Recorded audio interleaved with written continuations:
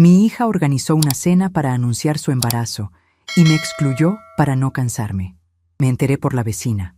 Soy Leocadia, 73 años, antigua partera del barrio. Aún ignoran que esa misma noche mi nuera tocaría a mi puerta. El silencio de mi casa tiene un peso particular, una densidad que solo se consigue cuando has vivido sola durante más de 2 décadas. No es un silencio vacío, sino uno cargado de memorias, de ecos antiguos y de olores que se han impregnado en las paredes de madera y adobe. En mi sala siempre huele a romero seco, a tintura de árnica y a café recién colado. Durante 40 años fui la partera de este pueblo costero que ahora se disfraza de ciudad moderna. Mis manos, hoy llenas de manchas color tabaco y venas que parecen ríos secos en un mapa viejo, fueron las primeras en sostener a la mitad de los habitantes de este lugar. Conozco los secretos de todas las familias. Sé quién nació fuerte, quién nació a destiempo y quién llegó al mundo envuelto en llantos de madres asustadas. He visto la vida empezar tantas veces que me volví inmune a las tonterías del mundo moderno, pero nunca imaginé que la miopía del egoísmo me golpearía tan de cerca, justo en la sala de mi propia casa. Fue un martes a media mañana cuando Jimena, mi hija menor, vino a verme. Entró a mi casa con esa prisa perpetua que siempre lleva puesta, como si fuera un abrigo caro del que no puede desprenderse. Aparcó su camioneta del año frente a mi reja oxidada y caminó por el sendero de tierra, esquivando mis macetas de ruda, como si temiera que el contacto con la naturaleza de su infancia la contaminara. Me trajo una bolsa pequeña con un par de panes dulces, de esos que venden en la panadería fina del centro comercial, envueltos en un papel de seda ridículo, no de los panes de pueblo que a mí me gustan, los que huelen a leña y mantequilla de verdad. Se sentó en el borde de mi silla de mimbre, manteniendo la espalda recta, con ese aire de superioridad que adquirió desde que se casó con Octavio, un arquitecto de la capital que habla fuerte y siempre parece estar evaluando el precio de las cosas que mira. Jimena sacó su teléfono celular, lo miró 2 veces y luego, con una sonrisa que no le llegó a los ojos, soltó la frase que venía ensayando. «Mamá, el sábado por la noche haré una cena en casa», me dijo, alisando un pliegue invisible en su pantalón de lino blanco. «Va a ser algo muy especial. Octavio va a preparar ese corte de carne que tanto le gusta y abriremos unas botellas que trajimos de nuestro viaje». Yo asentí lentamente, esperando la invitación formal. Las madres de mi generación fuimos entrenadas para esperar nuestro turno, para no exigir, para dejar que los hijos marquen el paso. Pero la invitación nunca llegó. En su lugar, hubo una pausa calculada, un carraspeo incómodo de su parte. «Pero bueno, es solo para los cercanos, ya sabe cómo son estas cosas», continuó con un tono falsamente dulce, como si le hablara a una niña pequeña o a una mascota. «Pura gente del trabajo de Octavio, unos amigos nuestros de la nueva zona residencial.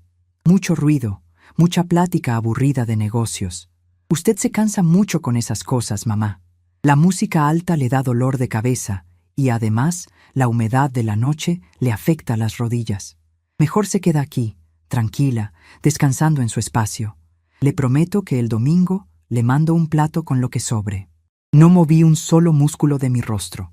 Los años de ser la confidente de tantas mujeres en sus momentos de mayor dolor me enseñaron a tener una cara de piedra cuando era necesario.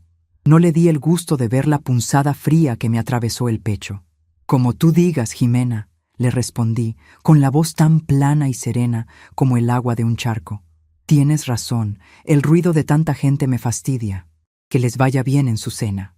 Ella respiró aliviada, como si acabara de esquivar un obstáculo molesto en medio de su camino pavimentado.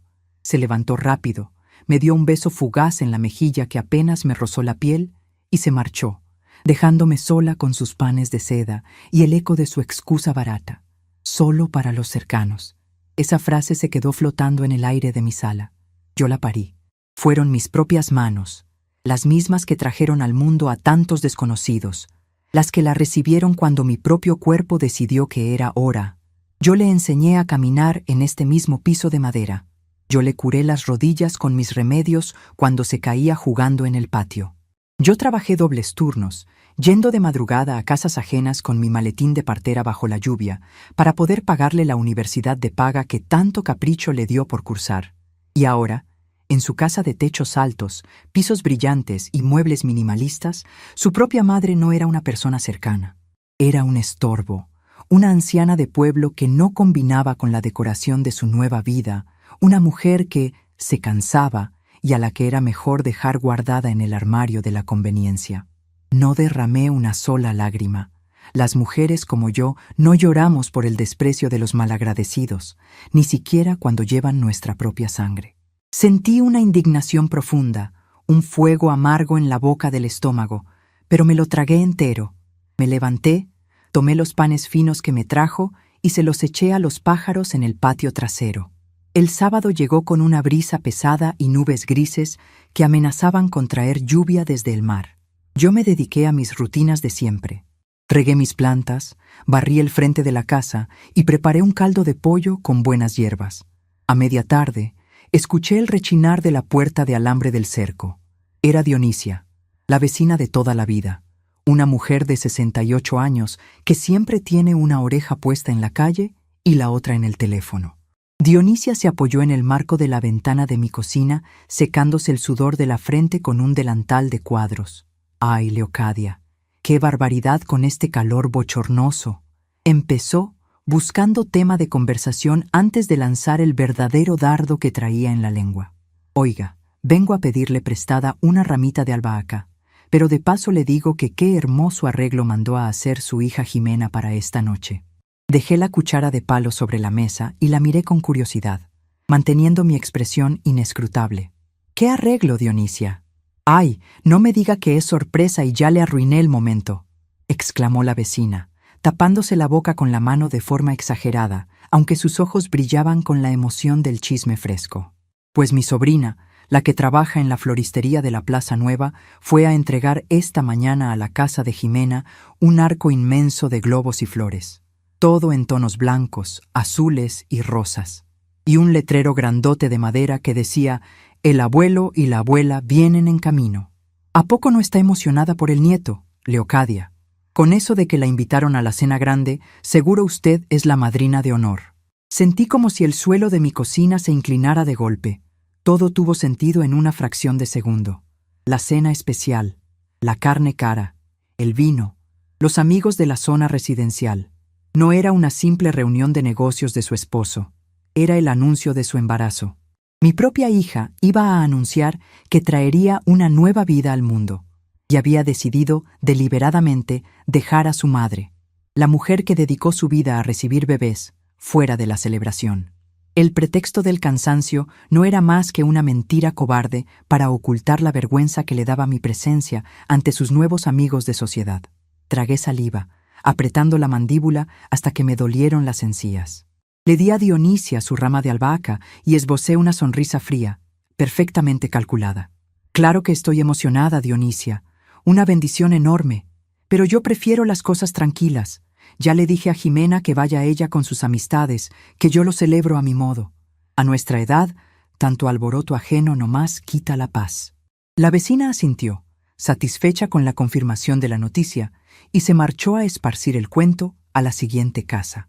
Cerré la ventana y me quedé sola en la cocina. El reloj de pared marcaba las 6 de la tarde. En unas horas, la casa de mi hija se llenaría de risas falsas, de brindis ruidosos y de abrazos de gente que apenas conoce sus verdaderos nombres, aplaudiendo una maternidad de revista, ajena a la sangre, al sudor y al verdadero sacrificio que implica criar. Caminé hacia la sala y me senté en mi mecedora de caoba. Al lado, sobre una mesita auxiliar, descansaba mi vieja radio de transistores. La encendí. La estática inicial dio paso a un bolero antiguo, de esos que hablan de traiciones silenciosas y amores mal pagados. La voz rasposa del cantante llenó el espacio vacío de la habitación. Debajo de la mesa, saqué mi pesada canasta de costura. Nunca fui de las que se entretienen tejiendo chambritas de colores pasteles o bufandas delgadas. A mí me gusta el trabajo rudo. Saqué 2 agujas de hierro, gruesas y frías, y una madeja de lana oscura, color vino tinto. También puse sobre mis piernas mi posesión más extraña, una vieja caja de puros de madera de cedro, llena hasta el borde de botones de nácar de todos los tamaños. Durante mis años de partera, cuando una madre no tenía cómo pagarme, Me regalaban lo que podían: una gallina, un saco de frijoles o los botones de sus mejores vestidos antiguos. Cada botón en esa caja representaba un nacimiento, una vida salvada, una noche sin dormir. Comencé a tejer. El sonido metálico de las agujas chocando entre sí se sincronizó con el ritmo del bolero en la radio. Un punto al derecho, un punto al revés. Con cada movimiento, mi mente tejía también la realidad de mi situación. Yo había criado a 2 hijos.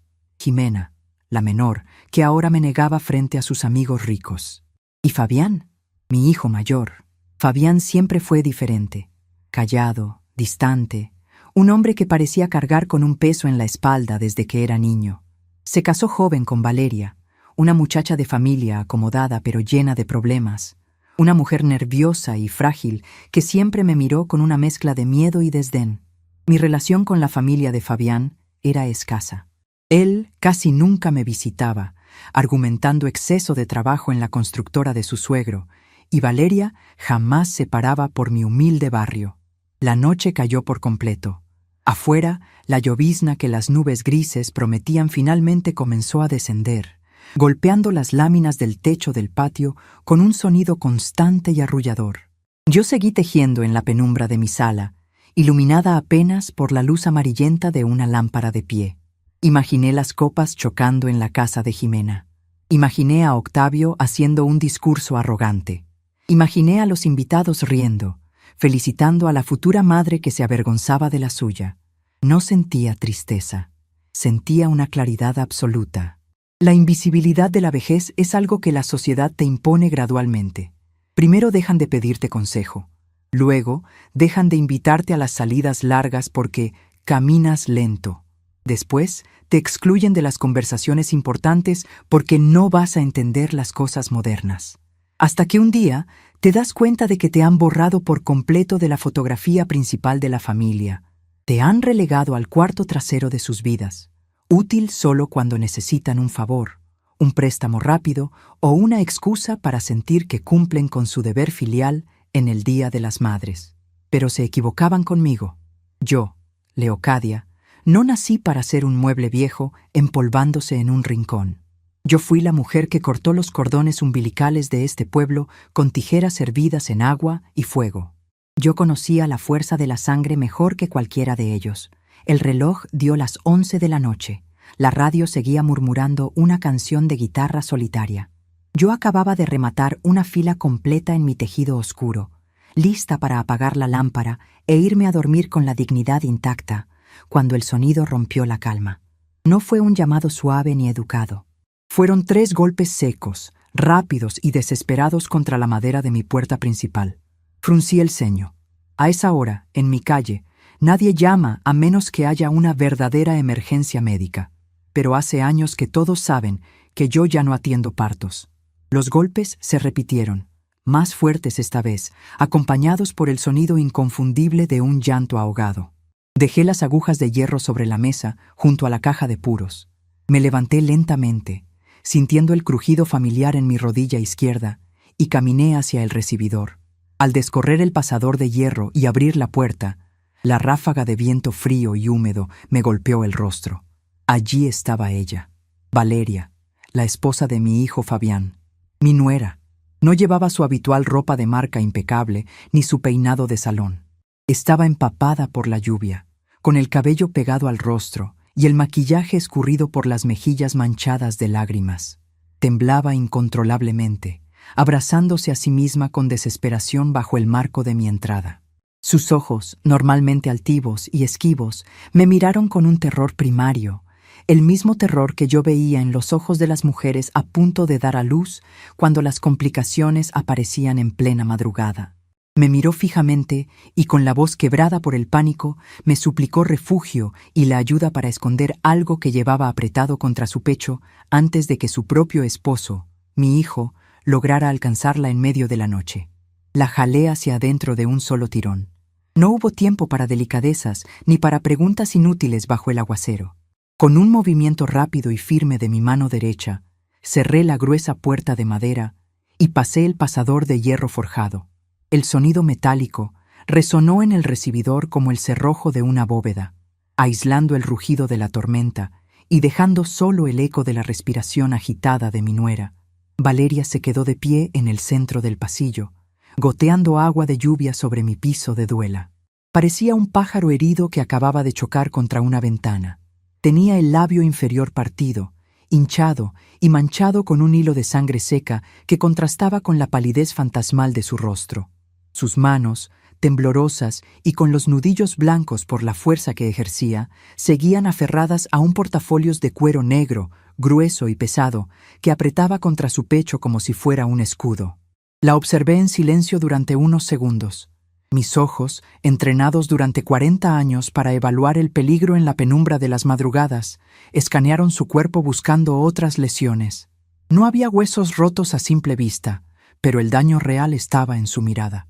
Era la mirada de una mujer que acababa de ver derrumbarse el mundo que creía conocer. «Camina hacia la cocina, Valeria», le ordené, con esa voz baja y carente de inflexiones que usaba cuando un parto se complicaba y necesitaba que la madre dejara de gritar y empezara a pujar. «Vas a dejar un charco en mi sala y la madera se pudre». Ella parpadeó, confundida por mi falta de histeria. Seguramente esperaba que yo empezara a hacer preguntas desesperadas, que llorara al verla lastimada o que llamara a mi hijo de inmediato. Pero yo soy Leocadia. Las tragedias no me quitan el aliento, me lo afilan. Caminó arrastrando los pies hasta la cocina. Le señalé una silla de madera junto a la estufa y se dejó caer en ella como si le hubieran cortado los hilos que la sostenían. Tomé una toalla limpia del cajón y se la arrojé sobre los hombros. Luego, encendí la hornilla y puse a hervir agua en mi cacerola de peltre. El ritual de preparar un té de árnica y ruda me dio el espacio necesario para que el silencio hiciera su trabajo. A veces, la mejor forma de hacer que alguien hable es no preguntarle nada. Valeria se aferró a la toalla, pero no soltó el portafolios de cuero. Fabián me golpeó. Doña Leocadia, susurró por fin, con la voz rasposa, como si tragar le doliera. Es la primera vez. Nunca me había puesto una mano encima.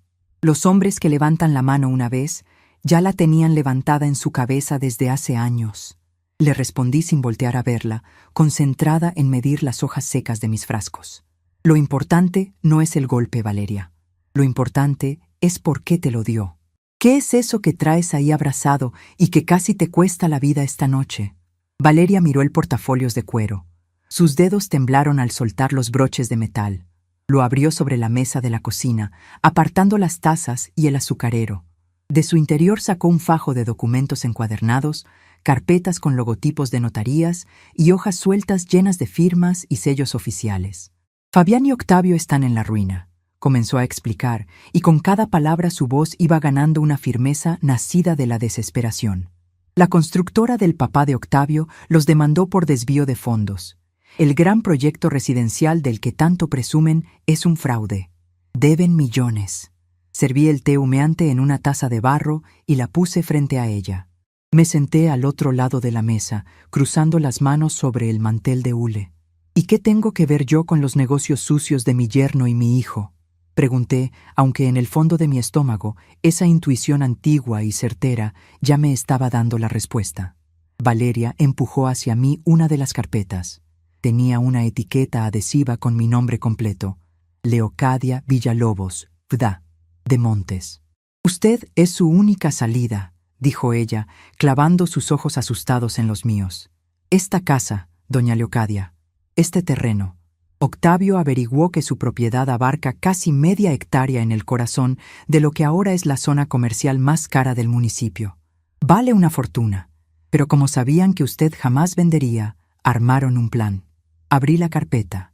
Mis ojos recorrieron las líneas de texto denso, plagado de términos legales y médicos. Había un dictamen psiquiátrico firmado por un médico privado de la capital. El documento aseguraba que yo padecía de demencia senil avanzada, que sufría de episodios de agresividad y que era incapaz de valerme por mí misma. Al final de la página, había una solicitud formal ante un juez para declararme en estado de interdicción y nombrar a Fabián y a Jimena como mis tutores legales, dándoles poder absoluto sobre mis bienes. La cena de esta noche, continuó Valeria, limpiándose una lágrima traicionera que se escapó por su mejilla. La cena no era solo para anunciar el embarazo de Jimena. Eso fue la excusa para reunir a los inversionistas que los están presionando. Octavio les presentó estos papeles como garantía. Les prometió que la próxima semana usted sería ingresada en una clínica de reposo a las afueras de la ciudad y que ellos tendrían las escrituras listas para demoler esta casa y construir una plaza comercial.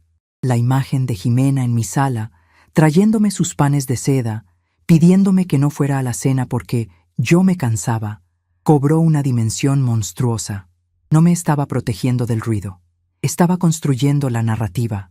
Estaba preparando el terreno para decirle a sus amigos y conocidos que su pobre madre ya no salía, que estaba perdiendo la cabeza, que la humedad y la noche me confundían. Me estaban enterrando viva con palabras dulces y excusas baratas. Descubrí los papeles en la oficina de Fabián esta tarde, explicó Valeria, interrumpiendo mis pensamientos. Le reclamé. Le dije que era una atrocidad encerrarla a usted en un asilo estando perfectamente sana. Le dije que iba a venir a advertirle. Fue entonces cuando se volvió loco. Me arrinconó contra el escritorio, me golpeó en la boca y me encerró en la recámara. Logré salir por la ventana del baño de visitas, tomé los documentos y corrí bajo la lluvia hasta aquí. Él no debe tardar en darse cuenta de que me fugué. Cerré la carpeta lentamente. El sonido del cartón chocando contra la mesa pareció amplificarse en el silencio de la cocina. No sentí miedo, no sentí ganas de llorar. Lo que sentí fue una expansión en mi pecho, una claridad helada y cortante que barrió con cualquier rastro de duda o instinto maternal que pudiera quedar en mí. Me levanté de la mesa y caminé hacia la ventana.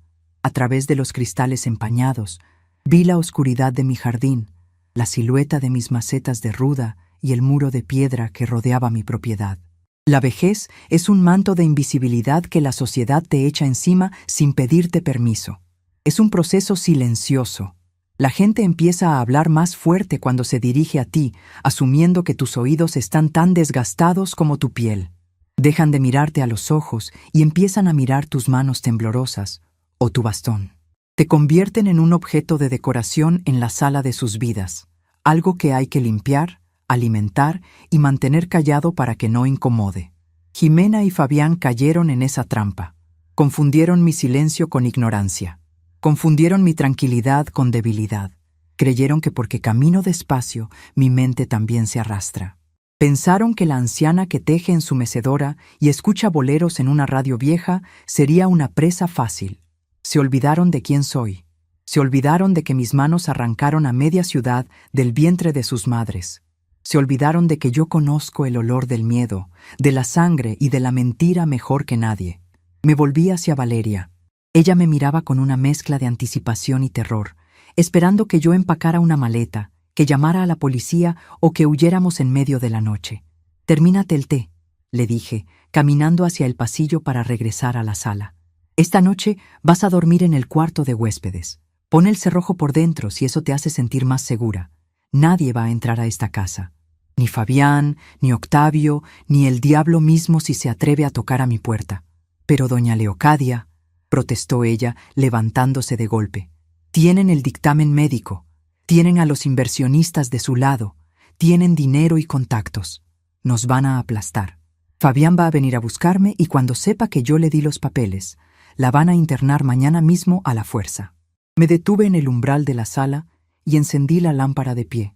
Su luz amarillenta iluminó mi mecedora, mi tejido de lana color vino tinto y, sobre todo, la vieja caja de puros de madera de cedro que descansaba en la mesita auxiliar. «Valeria, escúchame bien», le respondí, fijando mi vista en ella. «Mi vista? El dinero y los contactos en la capital no sirven de nada en un pueblo que todavía respira por las heridas que yo le curé. Ellos tienen firmas falsas de un médico que no me conoce. Yo tengo la vida entera de este lugar guardada en una caja». Caminé hacia la mesita y abrí la tapa de madera de cedro. El sonido de los cientos de botones de nácar chocando entre sí fue como un susurro de voces antiguas. Hundí mis dedos manchados en esa montaña de botones brillantes y opacos. Saqué un botón grande, de nácar oscuro y bordes irregulares. «Este botón», dije, mostrándoselo a Valeria, Me lo dio la esposa del juez de distrito hace 32 años, cuando le salvé la vida a su hijo que venía de nalgas y asfixiándose. El doctor del hospital ya la había dado por muerta a ella y al niño. Mis manos los sacaron adelante. Ese niño hoy es el jefe de la policía ministerial de este estado. Dejé caer el botón oscuro y saqué uno pequeño, brillante y perfectamente redondo. Y este otro me lo entregó la madre del notario público número 3, el licenciado Elías, el mismo hombre cuya firma necesitan tus brillantes esposos para legalizar la venta de mi casa. A Elías le corté el cordón umbilical en el piso de tierra de una vecindad, iluminada con velas de sebo porque no había luz eléctrica. Valeria se acercó, mirando la caja de puros como si de repente entendiera que no estaba viendo un costurero viejo, sino un arsenal de deudas de sangre. El error de mis hijos fue pensar que mi poder se acabó cuando dejé de recibir niños. Continué, sintiendo cómo una energía antigua, feroz y calculadora me enderezaba la espalda y me quitaba el dolor de las rodillas. El poder no se pierde con las arrugas, Valeria. El verdadero poder se acumula en el silencio. Ellos creen que pueden venir a mi territorio a jugar con mis reglas. Han cavado su propia tumba y yo misma me voy a encargar de empujarlos adentro. Cerré la caja de puros con un golpe seco que resonó en toda la sala. ¿Qué vamos a hacer?, preguntó Valeria. Su voz ya no temblaba. El pánico en sus ojos había sido reemplazado por un destello de asombro y por primera vez en toda la noche, de esperanza. Mañana a primera hora, tú te vas a quedar encerrada aquí. No vas a contestar el teléfono y no vas a asomarte a las ventanas. Comencé a detallar mi plan, mientras mi mente ordenaba las piezas del tablero de ajedrez con una precisión clínica. Yo voy a salir, voy a hacer unas visitas, voy a cobrar unas cuantas deudas que han estado guardando polvo durante décadas. Me acerqué a los documentos sobre la mesa de la cocina y tomé el falso dictamen psiquiátrico. Lo doblé cuidadosamente y me lo guardé en el bolsillo del delantal. Fabián y Jimena quieren usar a la alta sociedad para despojarme. Quieren humillarme en público bajo el disfraz de la preocupación familiar.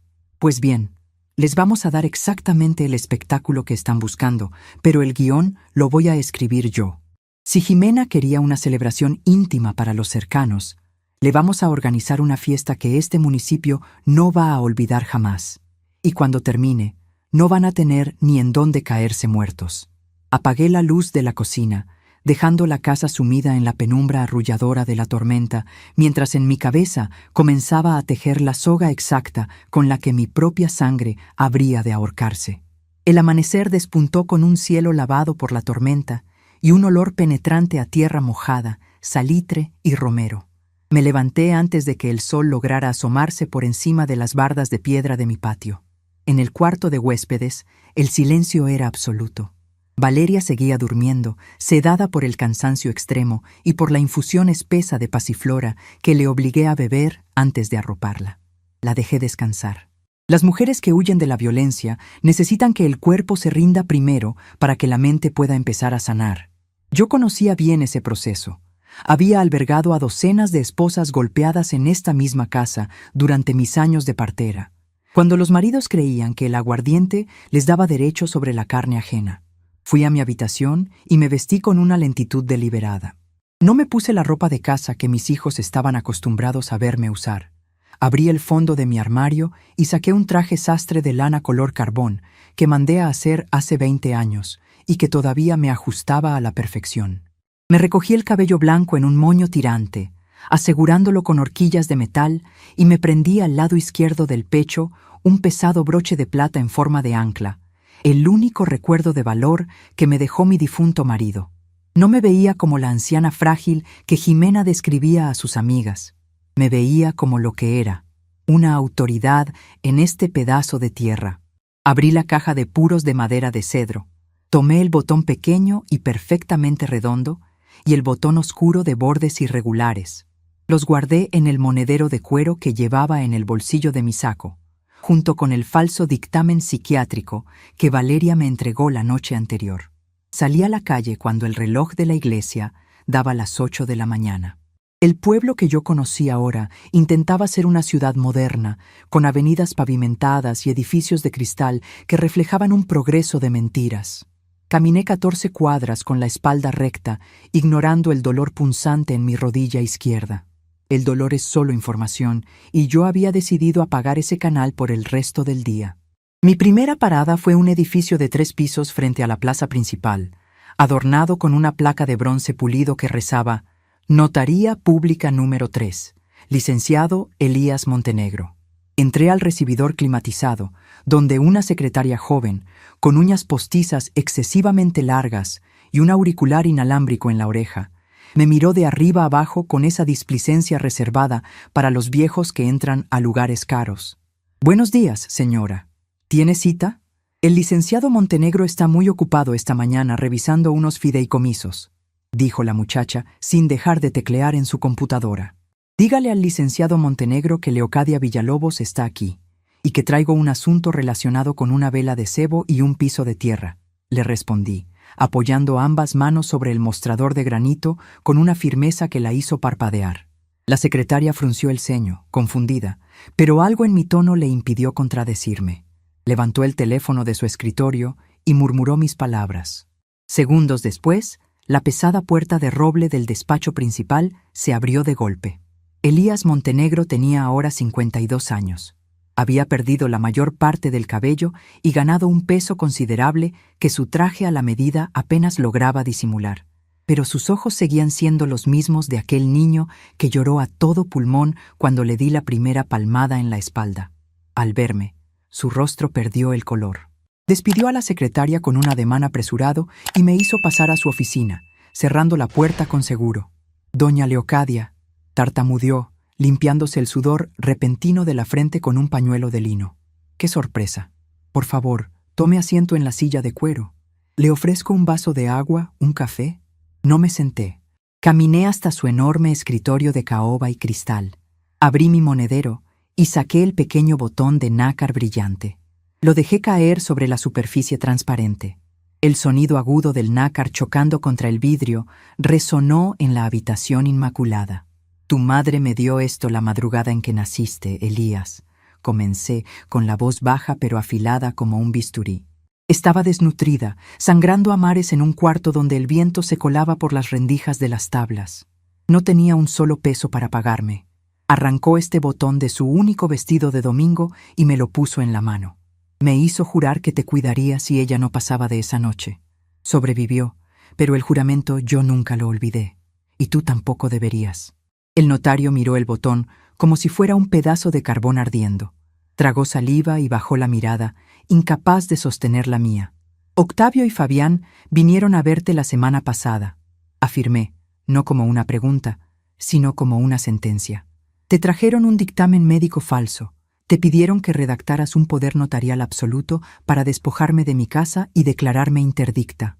Elías se dejó caer en su silla ejecutiva, pasando las manos por su rostro sudoroso. «Doña Leocadia, yo intenté darles largas. Les dije que el trámite era complejo, que necesitaba firmas de un juez familiar. Pero Octavio trajo a unos inversionistas de la capital, gente pesada, con conexiones en el gobierno del estado. Me amenazaron con iniciarme una auditoría si no agilizaba el papeleo. Yo no quería hacerlo, se lo juro por la memoria de mi madre. Pero me acorralaron. La cobardía siempre encuentra excusas elegantes en las oficinas con aire acondicionado», le reproché, acercándome un paso más a su escritorio. «Pero hoy no vine a pedirte explicaciones, Elías. Vine a darte instrucciones. Vas a recibir a mi yerno y a mi hijo. Vas a tomar sus papeles falsos y vas a redactar exactamente lo que te piden. Vas a estampar tu firma y tu sello dorado y les vas a hacer creer que ya ganaron». Elías levantó la cabeza, mirándome con una mezcla de horror y absoluta incomprensión. «¿Qué dice? Si yo firmo eso, la van a sacar de su casa con la fuerza pública.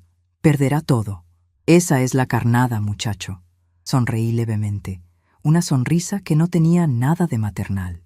«Una vez que ellos tengan esos documentos firmados, cometerán el delito federal de fraude en grado de ejecución. Y justo antes de que lo hagan, tú vas a emitir una alerta confidencial al Registro Público de la Propiedad y a la Fiscalía de Delitos Patrimoniales, denunciando la coacción y presentando las copias de los dictámenes médicos apócrifos. Vas a ser el testigo de cargo. O haces eso, o salgo de aquí y me voy a los periódicos locales a contar cómo el ilustre notario número 3 se presta para robarle la casa a las viudas del pueblo. Tú eliges a quién le tienes más miedo, Elías, a los inversionistas de Octavio o a mí. El hombre miró el pequeño botón de nácar sobre su escritorio, luego me miró a mí y asintió lentamente, reconociendo la autoridad implacable de la mujer que le dio el primer aliento de vida. Guardé el botón en mi monedero y salí de la notaría sin despedirme. La primera trampa estaba puesta. Regresé a mi casa poco antes del mediodía. Al doblar la esquina de mi calle, vi lo que esperaba. La camioneta negra de lujo de mi hijo Fabián estaba estacionada frente a mi reja oxidada. Él caminaba de un lado a otro por la acera de tierra, fumando un cigarrillo con movimientos espasmódicos, pateando las piedras sueltas. Me detuve a media cuadra y respiré profundo. Era el momento de interpretar el papel que ellos mismos me habían asignado. Aflojé un poco mis hombros, permitiendo que mi espalda se encorvara ligeramente. Hice que mi paso se volviera más lento, arrastrando apenas el pie derecho, y compuse en mi rostro una expresión de leve desorientación, esa mirada vacía que la gente joven confunde con la demencia. Cuando Fabián me vio acercarme, tiró el cigarrillo al suelo y lo aplastó con la bota. Su rostro estaba tenso, con las ojeras marcadas de quien no ha dormido, y la ira reprimida le hacía palpitar una vena en el cuello. «¡Mamá!», exclamó acercándose a mí con pasos agresivos. «¿Dónde demonios estaba? Llevo media hora tocando el timbre. ¿Por qué no me contesta el celular?». Me detuve frente a él y parpadeé varias veces, como si me costara reconocerlo. «Ay, Fabián, mijo», murmuré, afinando mi voz para que sonara un tono más aguda y temblorosa. Fui a la tienda de don Anselmo a comprar manteca, pero me perdí en el camino de regreso. Ya no reconozco las calles, todo lo han cambiado. Y el aparato ese que me regalaste se quedó sin batería, creo. O a lo mejor no supe prenderlo. Ya ves cómo me confunden los botones.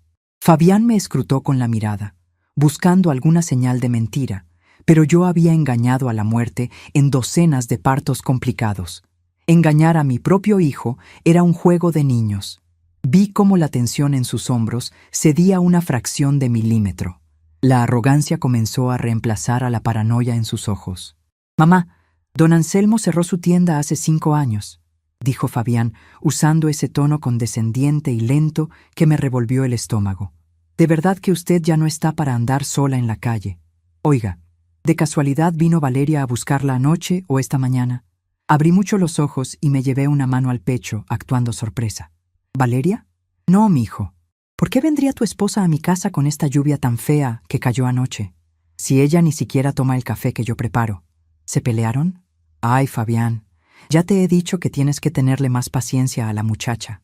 Fabián dejó escapar un suspiro pesado, pasando una mano por su cabello engominado. Miró hacia mi casa, hacia las ventanas cerradas y las cortinas corridas. Dentro, en la oscuridad del pasillo, yo sabía que Valeria estaba escuchando todo, conteniendo la respiración. «No, mamá, no nos peleamos. Es que salió temprano y no me avisó, y ando preocupado», mintió él, acomodándose el cuello de la camisa para intentar darse un aire de dignidad que ya no poseía. «Bueno, métase a la casa. Ya no ande vagando por ahí. Jimena la va a llamar al rato. Tenemos una sorpresa para usted la próxima semana. Queremos que descanse». «Qué buenos son mis hijos conmigo», le respondí, forzando una sonrisa dulce y vacante. «Dios me los bendiga por preocuparse tanto por esta vieja achacosa». Fabián asintió, visiblemente aliviado. Me dio la espalda con rapidez, subió a su camioneta y aceleró, levantando una nube de polvo. Se marchó convencido de que su madre era un cascarón vacío, una anciana senil que no representaba ninguna amenaza. No tenía idea de que acababa de darle la espalda a su propio verdugo. Entré a la casa, pasé el pesado pasador de hierro y mi postura cambió de inmediato. Mi espalda volvió a erguirse y mi mirada recuperó su filo. Fui a la cocina, donde Valeria estaba sentada en un rincón, temblando con las manos sobre el regazo. «Se fue», le dije, poniendo a calentar agua nueva. «Se tragó el anzuelo entero. Piensa que estoy perdiendo la razón. Esa es nuestra mayor ventaja, Valeria. La invisibilidad es un escudo perfecto si sabes cómo usarlo. A las 3 de la tarde dejé a Valeria almorzando un caldo espeso y volví a salir de mi casa. Esta vez, el destino estaba más lejos, en la zona industrial del municipio, donde se levantaba el complejo fortificado de la Policía Ministerial del Estado. No tuve que discutir con guardias ni con secretarias. Pedí ver al comandante Arturo de la Garza. Cuando el oficial de guardia escuchó mi nombre, me acompañó personalmente hasta el segundo piso, abriéndome cada puerta con una reverencia silenciosa. Arturo era un hombre inmenso, de espaldas anchas y manos del tamaño de platos hondos, famoso en la región por su carácter implacable contra el crimen organizado. Pero cuando entré a su oficina, cubierta de reconocimientos y fotografías con políticos, el gigante se puso de pie de un salto, se acercó casi corriendo y me besó la mano con una devoción absoluta. Doña Leocadia, mi salvadora, qué honor tan inmenso tenerla en mi oficina. ¿En qué puedo servirle? Pida lo que sea y se hace en este mismo instante. Me senté en la silla frente a su escritorio. Saqué el botón oscuro de nácar irregular y lo puse sobre la mesa. Arturo lo reconoció de inmediato. Era una historia que su propia madre le había contado 1000 veces antes de dormir. El bebé que venía asfixiándose, la partera que metió las manos casi hasta el codo para girarlo, la vida que le debía a mi terquedad.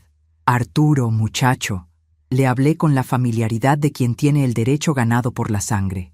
Vengo a cobrar la deuda del botón, y te advierto que el precio es alto. El comandante se sentó, cruzando las manos sobre el escritorio, y su rostro adoptó una expresión de absoluta seriedad profesional. Usted dirá, madre, soy todo oídos. Durante los siguientes 40 minutos le expuse la situación completa. Le mostré el dictamen psiquiátrico falso.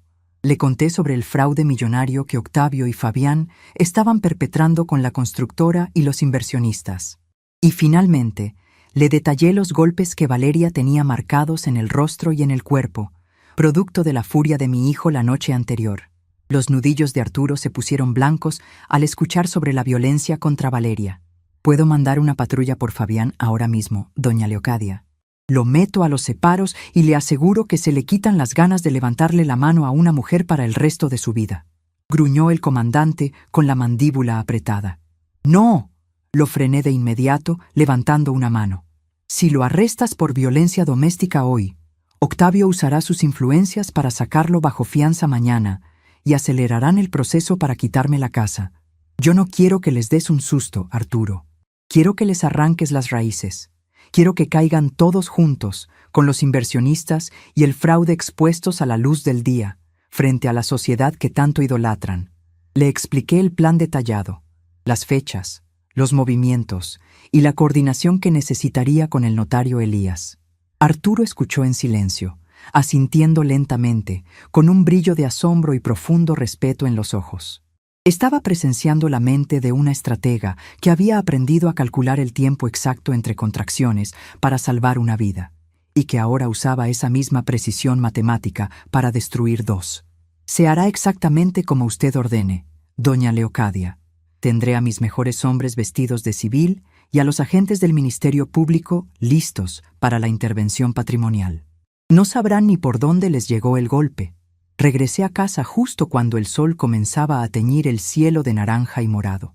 El aire estaba fresco y las calles del barrio empezaban a llenarse con el ruido de los niños jugando y las radios encendidas. Entré a mi sala, me quité el saco de lana y me preparé una taza de café negro. A las 7:30 de la tarde, el teléfono fijo de la casa comenzó a sonar. Era Jimena. Contesté al tercer timbre, asegurándome de mantener mi respiración pausada. «Mamá, buenas noches», saludó mi hija, con esa voz almibarada y falsa que usaba cuando quería manipular a alguien. «¿Cómo le fue con la lluvia de ayer?» «Ay, nosotros tuvimos una cena maravillosa, pero lo extrañamos mucho». Aunque Octavio y yo decíamos que fue mejor que no fuera, la música estaba altísima y usted se nos hubiera cansado a los 10 minutos. «Sí, hija, tienes razón», le contesté, mirando fijamente la caja de puros de cedro sobre mi mesa auxiliar. «El ruido me marea mucho últimamente. Ya estoy muy vieja para trotes. Por eso mismo le llamo, mami hermosa», continuó Jimena, bajando la voz, como si me estuviera contando un secreto maravilloso. «Fabián, Octavio y yo estuvimos platicando. Queremos consentirla. La próxima semana, el jueves por la mañana, vamos a pasar por usted. Le conseguimos un lugar bellísimo, una casa de campo a las afueras, llena de árboles y enfermeras que la van a atender como a una reina. Queremos que se vaya a descansar un tiempo largo, que no se preocupe por la limpieza ni por la comida. ¿Qué le parece la sorpresa? Era el movimiento final de su plan, el internamiento forzoso, la jaula adornada de oro que me tenían preparada mientras ellos desmantelaban mi vida y mi hogar para pagar sus deudas. Apreté el auricular del teléfono con fuerza, pero mi voz salió suave, dócil, como el murmullo de un arroyo manso. Me parece perfecto, Jimena. Ya me hace falta descansar, de verdad. Aquí los espero el jueves a todos, con mis maletas listas. Colgué el teléfono, lo dejé sobre su base y me senté en la mecedora, sintiendo cómo el engranaje de la trampa perfecta terminaba de cerrarse con un chasquido mudo en la oscuridad de mi sala. El jueves amaneció con un sol pálido que apenas lograba calentar las láminas del techo, pero el aire de mi casa se sentía distinto, limpio, como si la tormenta de los días anteriores se hubiera llevado todo el polvo acumulado en los rincones.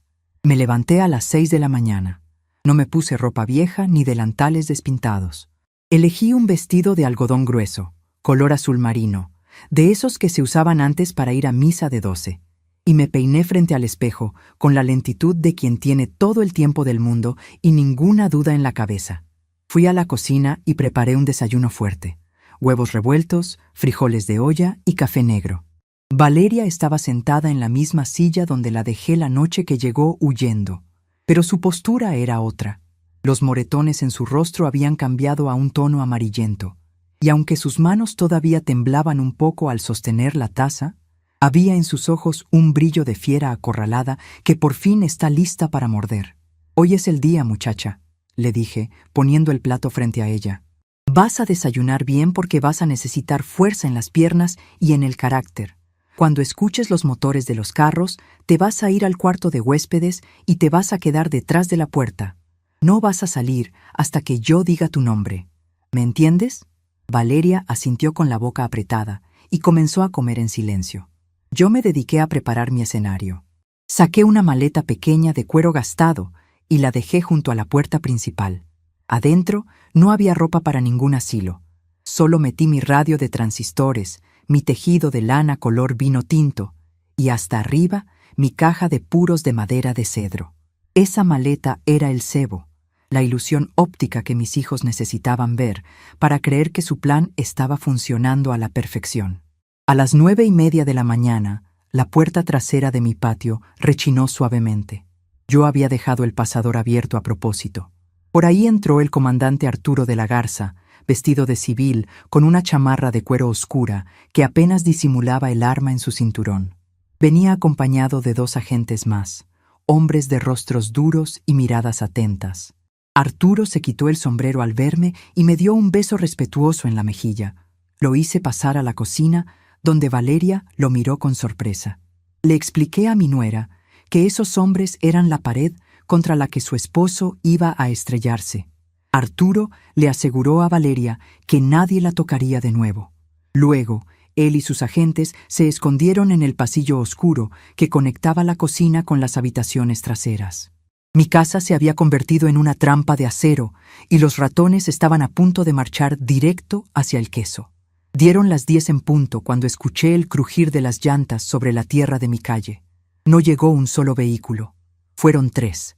Me asomé por la rendija de la ventana y vi la camioneta de lujo de Fabián, el coche importado de Octavio, y un sedán negro del que bajaron 2 hombres mayores, vestidos con trajes impecables y maletines caros.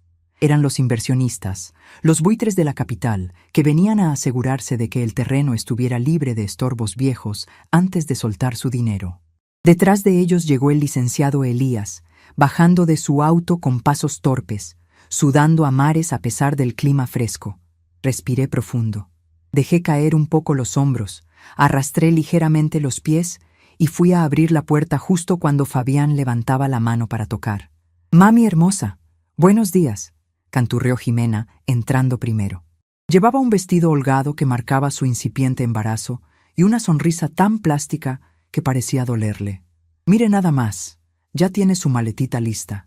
qué mujer tan obediente y previsora tenemos. Ay, hija, pues ya ves, una hace lo que puede para no dar molestias, respondí con voz temblorosa, mirando al suelo.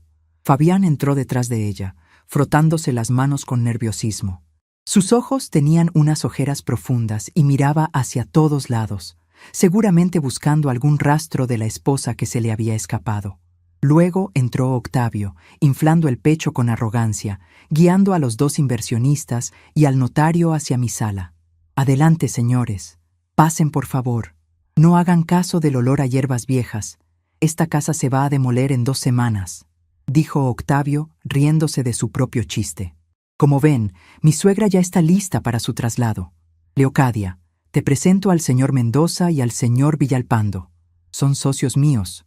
Vinieron a despedirse. Los hombres me dieron un saludo de cabeza rápido, con esa mezcla de lástima e impaciencia que los ricos le dedican a los que consideran inferiores. Se quedaron de pie cerca de mi mecedora, mientras Elías, el notario, abría su portafolio sobre la mesa del comedor con las manos temblando de tal manera que tiró una pluma al suelo. Bueno, no perdamos el tiempo que el tráfico de regreso a la ciudad se pone pesado, apresuró Octavio, tronando los dedos. Licenciado Elías, saque los documentos. Vamos a firmar de una vez la cesión de derechos por interdicción para que los señores inversionistas vean que aquí todo se hace por la derecha y el terreno ya es legalmente nuestro. Elías me miró de reojo. Yo le sostuve la mirada un segundo y parpadeé lentamente. Era la señal. El notario sacó una carpeta gruesa y la puso sobre la mesa. A ver, Fabián, Jimena, acérquense, indicó Elías, con la voz un poco ronca. Necesito que firmen aquí y aquí, aceptando la tutela legal de la señora Leocadia Villalobos, declarando bajo juramento que los dictámenes médicos anexos son verdaderos y que asumen el control total de este inmueble para su venta inmediata. Fabián fue el primero en tomar la pluma. Firmó con trazos rápidos y agresivos, como si estuviera apuñalando el papel. Jimena le siguió, sonriendo a los inversionistas para demostrarles lo buena hija que era al hacerse cargo de su pobre madre demente. Cada firma era un clavo en su propio ataúd legal. Fraude, falsificación de documentos, despojo en grado de tentativa, todo frente a testigos. Perfecto, dijo Octavio frotándose las manos. Ahora solo falta la huella de la señora para que quede constancia de su presencia pacífica. Venga, suegra. Ponga el dedito en este cojín de tinta. Me acerqué a la mesa arrastrando los pies. Miré el cojín de tinta, miré los documentos llenos de firmas traicioneras y luego miré a mi hija Jimena.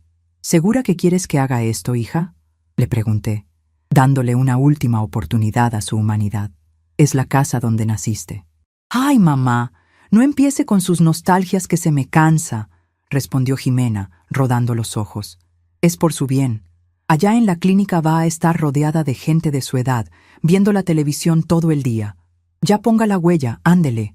Dejé escapar un suspiro largo. Levanté la mano derecha, pero no la llevé hacia la tinta. La llevé hacia mi espalda. Me enderecé de golpe, estirando la columna hasta recuperar mi estatura completa. El crujido de mis vértebras sonó fuerte en el silencio de la sala. Mi rostro cambió por completo. La neblina de falsa demencia desapareció de mis ojos, dejando paso a una claridad fría y cortante que hizo retroceder a Octavio un par de pasos. La invisibilidad de la vejez es una herramienta maravillosa si sabes cómo usarla, dije, con mi voz natural, fuerte y resonante, esa voz que usaba para dar órdenes en medio de las madrugadas sangrientas. Te confías, dejas de mirar, asumes que el perro viejo ya no tiene dientes. Qué grave error cometieron en mi propia casa. Fabián frunció el ceño, confundido por mi repentino cambio de actitud. Mamá, ¿qué le pasa?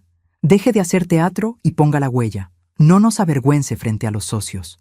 Miré a Elías y le hice un leve movimiento de cabeza. El notario cerró la carpeta de golpe, la metió en su portafolios y cerró los broches metálicos. No habrá ninguna huella, Fabián, anunció Elías, secándose el sudor de la frente con un pañuelo.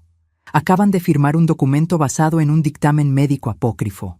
Como fedatario público, estoy obligado a retener estos papeles como evidencia de un intento de fraude procesal y despojo patrimonial. El silencio que cayó en la sala fue tan pesado que casi podía tocarse. Los dos inversionistas se miraron entre sí, abriendo mucho los ojos. Octavio se puso rojo de rabia, una vena le saltó en el cuello y avanzó hacia el notario levantando un puño. «¿Qué demonios estás diciendo, Elías? Te pagué por un servicio. Dame esa maldita carpeta ahora mismo o te juro que te hundo la carrera». «El que se va a hundir eres tú, Octavio», dije yo, interponiéndome entre él y el notario, sin retroceder un solo milímetro ante su tamaño. «Y te vas a hundir en el lodo que tú mismo preparaste». «¡Vieja loca!», gritó Fabián, perdiendo los estribos, avanzando hacia mí con la misma mirada cargada de violencia que seguramente usó contra Valeria. «Tú no vas a arruinar mi vida». Fabián levantó la mano en el aire. No llegó a bajarla. Una mano inmensa, del tamaño de un plato hondo, salió disparada desde la oscuridad del pasillo y agarró la muñeca de Fabián en el aire. El sonido del hueso crujiendo bajo la presión hizo que mi hijo soltara un alarido de dolor, cayendo de rodillas sobre la alfombra de mi sala. El comandante Arturo de la Garza salió a la luz, soltando el brazo de Fabián y pateándole las corvas para mantenerlo en el suelo. Detrás de él salieron sus dos agentes, desenfundando sus armas y apuntando directamente al pecho de Octavio, quien levantó las manos de inmediato, pálido como la cera. «Comandante Arturo de la Garza, Policía Ministerial del Estado», anunció el gigante, sacando su placa y mostrándosela a los presentes. «Quedan todos bajo arresto por los delitos de fraude, falsificación de documentos oficiales y asociación delictuosa». Jimena empezó a gritar, llevándose las manos a la cabeza, retrocediendo hasta chocar contra la pared. Los inversionistas intentaron escabullirse hacia la puerta, pero yo los detuve con la voz. «Ustedes no se mueven de aquí», les ordené a los hombres de traje de la capital. «Ustedes venían a comprar robado. Ustedes son cómplices del fraude de la constructora y se van a quedar a explicarle al Ministerio Público por qué le prestan millones a un par de estafadores de poca monta». Fabián, desde el suelo, lloraba agarrándose la muñeca. Su arrogancia se había desmoronado por completo. «Esto es un abuso», lloriqueó mi hijo mirando a los policías. «Soy un hombre de familia, un empresario. Esa vieja está loca, pregúntenle a mi esposa. Valeria me conoce, ella sabe que yo soy un buen hombre, pero está desaparecida». Fue entonces cuando pronuncié el nombre. «Valeria, sal ahora». La puerta del cuarto de huéspedes se abrió lentamente. Valeria caminó hacia el centro de la sala. Llevaba la cabeza en alto, y la luz de la mañana iluminó sin piedad su labio partido, el enorme moretón en su pómulo y las marcas moradas en su cuello. Cuando Fabián la vio, el poco color que le quedaba en el rostro desapareció. Se hizo pequeño en el suelo, como un gusano aplastado. «Aquí está su esposa desaparecida», dije mirando a Fabián con un asco tan profundo que me revolvió las entrañas. «La misma que golpeaste como un cobarde para esconder tus miserias. Se acabó tu tiempo de esconderte detrás de los faldones del dinero de los demás». Arturo sacó unas esposas de metal y se las colocó a Fabián, apretando el acero sin ninguna consideración. Uno de los agentes hizo lo mismo con Octavio, empujándolo contra la pared para registrarlo. Jimena, al ver a su marido esposado y su vida de lujos desvaneciéndose en el aire, se tiró a mis pies. Me agarró de la falda de mi vestido azul, llorando con lágrimas reales, desesperadas, arruinando su maquillaje perfecto. «Mamá, por favor, mamá, te lo suplico», gritaba mi hija aferrándose a mis rodillas. «No dejes que se lleven a Octavio. El bebé, mamá. Piensa en tu nieto. ¿Qué va a hacer de nosotros? Yo no sabía nada de los golpes, te lo juro. Perdóname, no nos hagas esto». La miré desde arriba. Sus manos apretaban la tela de mi vestido con la misma fuerza con la que alguna vez se aferró a mi pecho para alimentarse. Sentí una punzada de dolor, un eco del amor maternal que siempre está ahí, pero lo ahogué de inmediato bajo el peso de la traición que ella misma había construido. Me agaché lentamente, tomé sus manos finas y llenas de anillos caros y las aparté de mi ropa con firmeza. «Yo he traído al mundo a cientos de criaturas en este pueblo, Jimena», le dije, mirándola fijamente a los ojos llorosos. «Conozco el valor de la vida desde el primer aliento, pero no me conmueve un embarazo cuando se usa como escudo para la maldad. Ibas a tirarme a un asilo para robarme el techo que te cobijó. Me declaraste inútil porque te estorbaba mi presencia. El respeto, Jimena, no se hereda por la sangre, se gana, y tú perdiste el derecho a llamarme madre cuando decidiste que yo era un mueble viejo. Me puse de pie y me aparté de ella. Llévenselos, le ordené a Arturo. El comandante asintió con una reverencia marcada. Los agentes levantaron a Octavio y a Fabián a tirones. Los arrastraron hacia la puerta, pasando junto a mi vieja maleta con la radio y la caja de botones. Jimena corrió detrás de ellos, sollozando, tropezando con sus propios pies, gritándole a los inversionistas que la ayudaran, pero ellos apartaron la mirada, entendiendo que el negocio estaba muerto y que ellos mismos tendrían que buscar un buen abogado para no terminar en la misma patrulla. Los sacaron de mi casa a la fuerza. Los empujaron hacia las camionetas sin balizar de la policía, a la vista de todo el barrio. A la vista de don Anselmo, que había salido de su casa. A la vista de Dionisia, la vecina chismosa, que ahora tenía una historia real que contar. Mi hija y mi hijo salieron de mi propiedad humillados, esposados y sin un solo centavo, exactamente como ellos planearon sacarme a mí. Valeria se acercó a mí y me abrazó por los hombros, llorando en silencio, no de tristeza, sino del alivio puro que siente el esclavo cuando le cortan las cadenas. Me quedé de pie en el umbral de mi puerta abierta, sintiendo la brisa fresca del mar golpeando mi rostro. Vi las patrullas arrancar, llevándose los restos de una familia que la avaricia había podrido desde adentro. No sentí remordimiento ni culpa, solo la certeza brutal de que la justicia, a veces, tiene que ser parida con dolor, con las manos manchadas y la voluntad de hierro. Cerré la puerta de caoba, pasé el pesado pasador metálico, y el silencio que se instaló en mi casa ya no era el de una anciana abandonada, sino el silencio absoluto y reverencial de una reina que acaba de recuperar su trono. El polvo que levantaron las llantas de las patrullas al llevarse a mi hijo y a mi yerno tardó varios días en asentarse por completo. No me refiero solo a la tierra suelta de mi calle, sino al polvo del escándalo que cubrió a todo este pueblo costero, ese que ahora se cree ciudad, pero que sigue teniendo alma de vecindad grande. El silencio que regresó a mi casa esa misma tarde ya no era el silencio denso y humillante de una anciana olvidada en un rincón. Era el silencio limpio, amplio y respirable que sigue a las grandes tormentas, cuando el viento se ha llevado toda la basura y solo queda lo que está bien cimentado en la tierra. Valeria se quedó a vivir conmigo. Durante las primeras 2 semanas, su rutina fue la de un fantasma tratando de recordar cómo tener un cuerpo. Caminaba despacio por los pasillos de madera, se asustaba con el crujir de las láminas del techo y pasaba horas mirando por la ventana de la cocina hacia el patio de las rudas. Yo la dejé ser. Las mujeres que han sido golpeadas en el alma y en la carne no necesitan sermones ni frases de superación personal baratas. Necesitan un techo seguro, un plato de sopa caliente y el tiempo necesario para que el miedo se convierta primero en coraje y luego en voluntad. Sus moretones pasaron del morado oscuro al amarillo mostaza, hasta que finalmente desaparecieron de su piel pálida, pero la verdadera curación ocurrió en sus ojos. Una mañana de martes, bajó a la cocina y, en lugar de sentarse a esperar que yo le sirviera el café, tomó la olla de peltre, encendió la hornilla y preparó el desayuno. No llevaba puesto uno de esos vestidos de diseñador con los que solía visitarme las pocas veces que Fabián la obligaba a venir en Navidad. Llevaba unos pantalones de mezclilla gastados y una camisa de algodón. Se sentó frente a mí, me sirvió una taza humeante y, con una voz que ya no temblaba, me dijo que había hablado con el comandante Arturo. Había firmado la denuncia formal contra Fabián por violencia doméstica e intento de homicidio, anexando los partes médicos que Arturo se encargó de conseguirle con los mejores legistas del Estado. «No voy a retirar los cargos, doña Leocadia», me dijo Valeria, sosteniendo mi mirada con una firmeza que me hizo sonreír por dentro. «Y tampoco le voy a pedir ni un solo centavo en el divorcio. No quiero nada que venga de esa familia, excepto mi libertad». «La libertad no se pide, muchacha, se toma», le respondí, dándole un sorbo a mi café negro. «Y tú ya diste el primer paso fuera de la jaula.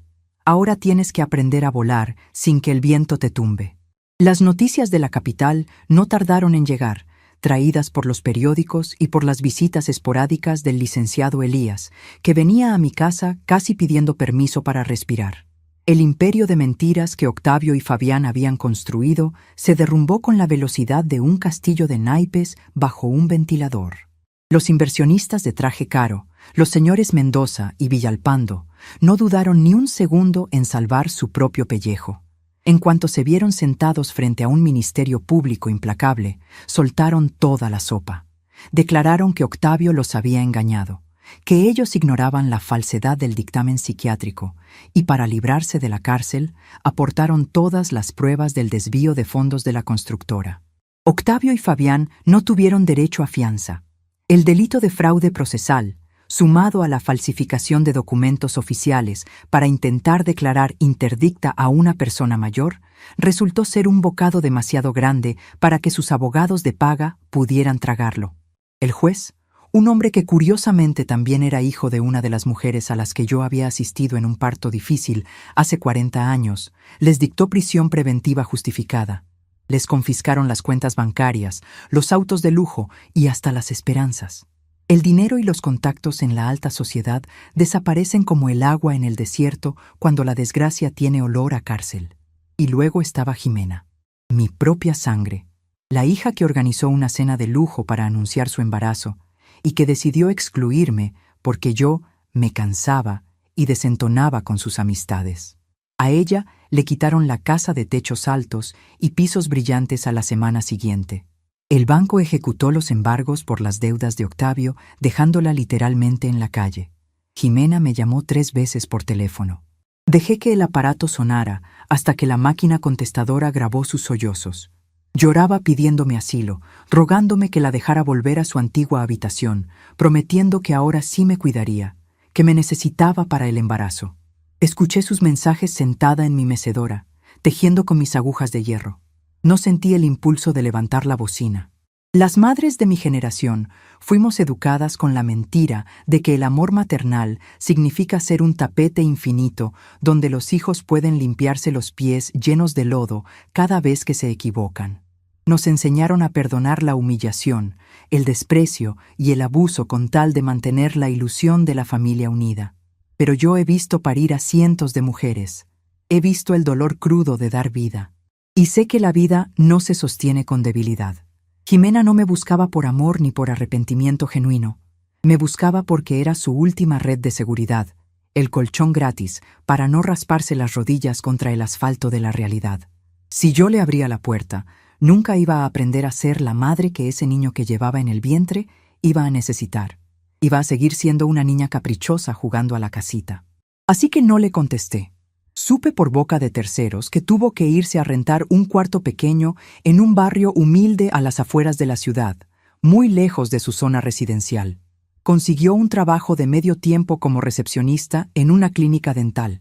Tuvo que aprender a subirse al transporte público, a contar las monedas para el gasto del mercado y a sentir en carne propia lo que significa ser invisible para la sociedad que antes aplaudía sus frivolidades. A veces, la lección más grande de amor que una madre puede dar es cerrar la puerta y dejar que el hijo aprenda a caminar descalzo sobre las piedras. El vecindario entero sufrió una transformación a mi alrededor. La invisibilidad que la vejez me había impuesto se esfumó como por arte de magia. Dionisia, la vecina chismosa, vino a visitarme un par de días después del arresto. No se asomó por la ventana como solía hacerlo, con esa actitud confianzuda y condescendiente. Tocó el timbre de la reja, esperó a que yo saliera al patio y me ofreció una canasta llena de pan dulce de pueblo, del que huele a leña y a mantequilla real. Me habló de usted, con los ojos bajos y un tono de respeto que rayaba en la veneración. La noticia de que la vieja partera del barrio había doblegado a la policía ministerial, a un notario y a 2 empresarios de la capital sin siquiera levantar la voz, había corrido como pólvora. De la noche a la mañana dejé de ser la pobre viuda que camina lento para convertirme en la autoridad absoluta de la cuadra. Los jóvenes que antes pasaban con sus motocicletas ruidosas frente a mi puerta, ahora apagaban el motor y pasaban empujando sus aparatos para no molestar mi descanso. En el mercado, don Anselmo y los demás locatarios me apartaban la mejor fruta y se negaban a cobrarme, aunque yo siempre les dejaba el dinero exacto sobre el mostrador, porque el respeto no es un pretexto para el abuso. Un domingo por la tarde, cuando el viento del mar soplaba fresco y llenaba mi sala con olor a sal, llamé a Valeria. Le pedí que se sentara frente a mí. Tomé mi caja de puros de madera de cedro, la misma que había usado como mi arsenal silencioso, y la abrí. La montaña de botones de nácar brilló bajo la luz de la lámpara. «Mira bien esta caja, Valeria», le dije, hundiendo mis dedos manchados y llenos de venas resaltadas entre los botones. La gente joven cree que el poder viene en tarjetas de crédito, en títulos universitarios o en camionetas del año. Se la pasan corriendo, atropellando a los demás para llegar a una meta que ni siquiera existe. Se olvidan de que el verdadero poder de un ser humano se construye despacio. Saqué un puñado de botones y los dejé caer de nuevo, escuchando el tintineo seco y antiguo. Cada uno de estos botones es una promesa cumplida. Es una noche sin dormir. Es sangre en las manos y el llanto de un recién nacido. Es estar ahí cuando las cosas se ponen feas de verdad. El mundo moderno quiere convencernos a las mujeres viejas de que ya caducamos, de que nuestras arrugas son un defecto de fábrica y que nuestro destino es sentarnos en un sillón a esperar la muerte sin hacer ruido. Te dicen, usted se cansa. Te dicen, usted ya no entiende, para que tú misma te vayas borrando del mapa. Valeria me escuchaba con una atención casi religiosa. Sus ojos, ahora brillantes y vivos, absorbían cada palabra. Pero se equivocan, continué, cerrando la caja con un golpe seco. La vejez no nos quita la fuerza, nos la destila. Nos quita la necesidad de agradar. Nos quita el miedo al qué dirán. Nos quita la paciencia para aguantar pendejadas. Yo dejé que me creyeran tonta porque me convenía, pero el día que decidí pararme derecha, les partí la columna vertebral a todos. Quiero que aprendas eso. No necesitas llegar a mis 73 años para dejar de ser la víctima de tu propia historia. Esa misma semana, Valeria se inscribió en la escuela nocturna del municipio para terminar la carrera de contabilidad que Fabián le obligó a abandonar cuando se casaron. Arreglamos el cuarto de huéspedes para que fuera suyo el tiempo que lo necesitara. Las tardes en mi casa dejaron de ser silenciosas. Ahora se escuchaba el sonido de las hojas de los libros de texto, el tecleo de una computadora de segunda mano que compró con sus primeros ahorros y nuestras risas compartidas mientras preparábamos la cena. Mi vida adquirió un ritmo nuevo, profundo y vigorizante. Ya no tejía por inercia ni escuchaba la radio por soledad. Tejería bufandas gruesas para el invierno, no para nietos imaginarios, sino para mí misma y para Valeria. La radio tocaba boleros alegres, cumbias antiguas que me hacían mover los pies debajo de la mesa mientras picaba cebolla y ajo. Descubrí que la justicia es un plato que alimenta mucho más que la venganza.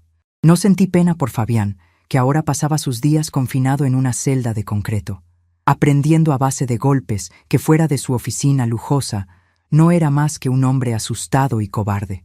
No sentí pena por Octavio, cuyo nombre quedó manchado para siempre en los círculos sociales que tanto adoraba.